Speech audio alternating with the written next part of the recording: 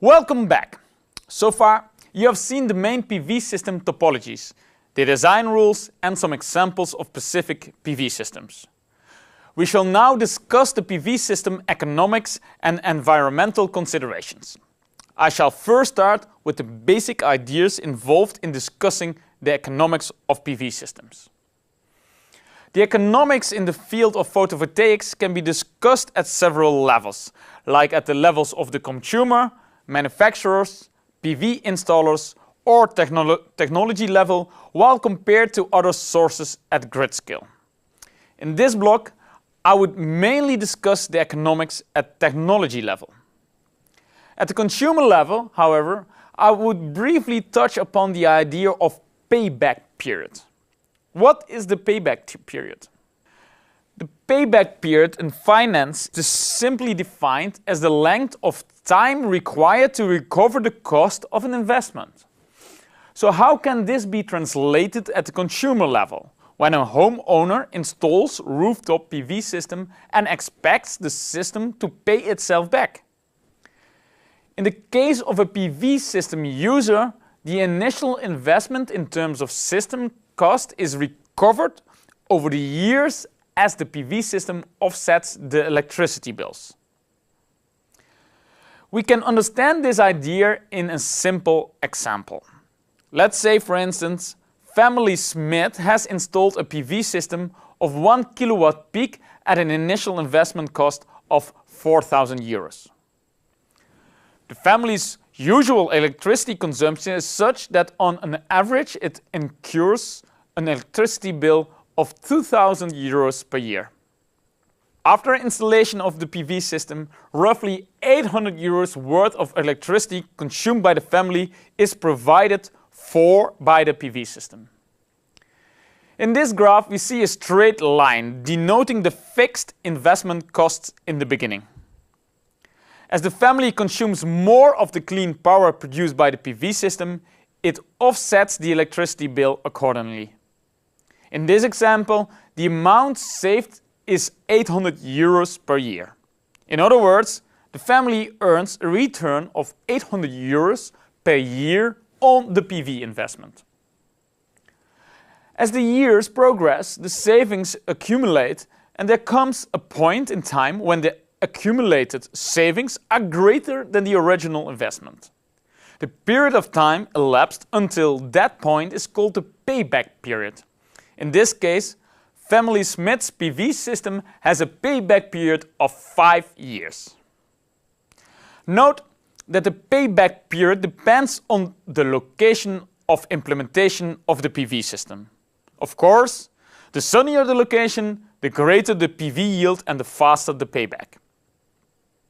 Also, the savings by the PV system not only depends on PV yield, but also the grid electricity costs.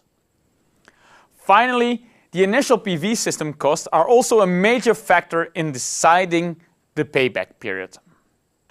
Note that this calculation can become more complex as more parameters are factored in. For instance, if you are considering a significant period of time, usually it's a practice to also take into account the time value of money. That is, for example, 1,000 euros today will have a different buying power 10 years from now. Then there are also policy-based factors. For example, subsidies and feed-in tariffs can affect the initial investment and savings.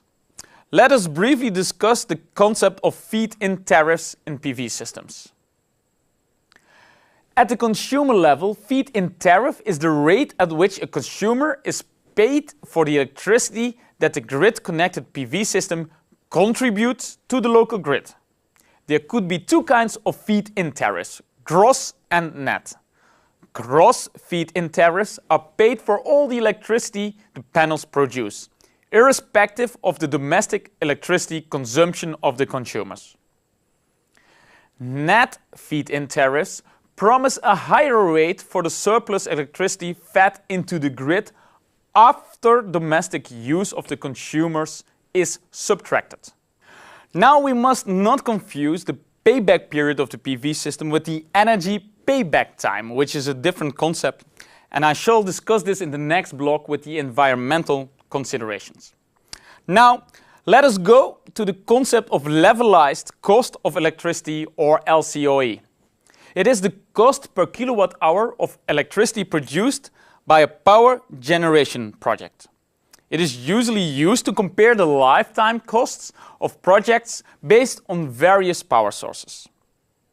The concept of levelized cost of electricity allocates the cost of an energy plant across its useful lifetime to give an effective price per kilowatt hour. It is similar to averaging the upfront cost of the production over a long period of time. The levelized cost of electricity calculation could get very complex depending on the various parameters considered. In the simplest of terms, if we know the annual PV yield for the system over its lifetime and the accompanying system cost, the levelized cost of electricity can be found out as shown by this formula. Here, AT is the total annual cost in year, T.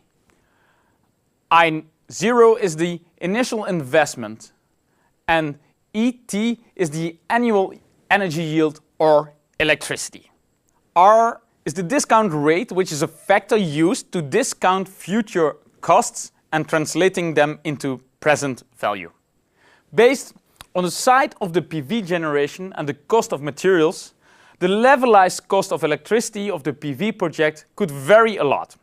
Also, the discount rates used for evaluation will have an impact on the levelized cost of electricity value. For the power producer, the levelized cost of electricity is a valuable indicator of the cost competitiveness of a certain energy technology. It is also a good price point indicator, that is, the power producer will have to sell the power at a price greater than the levelized cost of electricity to make profit. Of course, the policy structured around PV energy, like feed-in tariffs, subsidies, and other incentives, will all play a role in determining the grid power prices. Finally, we come to the much popular term grid parity. Grid parity is the situation at which the PV power can be generated at a levelized cost that is equal to the power price from the conventional electric grid. This could be generalized to other renewable energy technologies as well. But there is one significant difference between PV and other renewable technologies like wind turbines or hydro dams. Compared to these other sources like wind turbines or hydro dams, PV can be scaled down to the level of a single module. This means that the PV power is now effectively competing with the retail grid price, which conventionally includes other costs like transmission, distribution, etc. Therefore, compared to wholesale price, PV grid parity for retail grid prices can be reached faster, as shown in the graph. The graph is depicting the volume of PV implementation on the x-axis, which can be directly correlated with time, as the past decade has seen the implemented PV volume rise tremendously. As capital costs decline with increasing volumes, PV power is expected to be cheaper. On the other hand, cost of fossil fuels due to the availability and emission cost are expected to rise, thereby increasing the conventional grid costs. Also, as discussed before, the solar levelized cost will depend also on the site location, as sites having more sun hours will having a lower levelized cost of electricity. Grid parity occurs when the solar and grid lines in the graph cross. Of course, the grid parity could be reached faster with the help of incentives and subsidies. However, a school of thought disregards such a grid parity that has occurred with the aid of subsidies. It is said that the true grid parity is when the PV power prices would fall below the grid prices without any subsidies. Solar grid parity without subsidies is a much rarer phenomenon, at least right now. As an example, PV power producers already claimed through grid parity in the sunny country of Spain earlier in the year. The grid parity is a very important indicator of the usefulness of a renewable energy technology. The closer a technology is to the grid parity, the easier is its integration in the energy mix of the region. With the advancement in technology and the maturity of manufacturing processes, grid parity for solar is expected to be a more popular occurrence in several places around the world. I hope you now have a better idea of the economics involved around the field of photovoltaics. In the next block, we will focus on environmental considerations for PV systems. See you in the next block.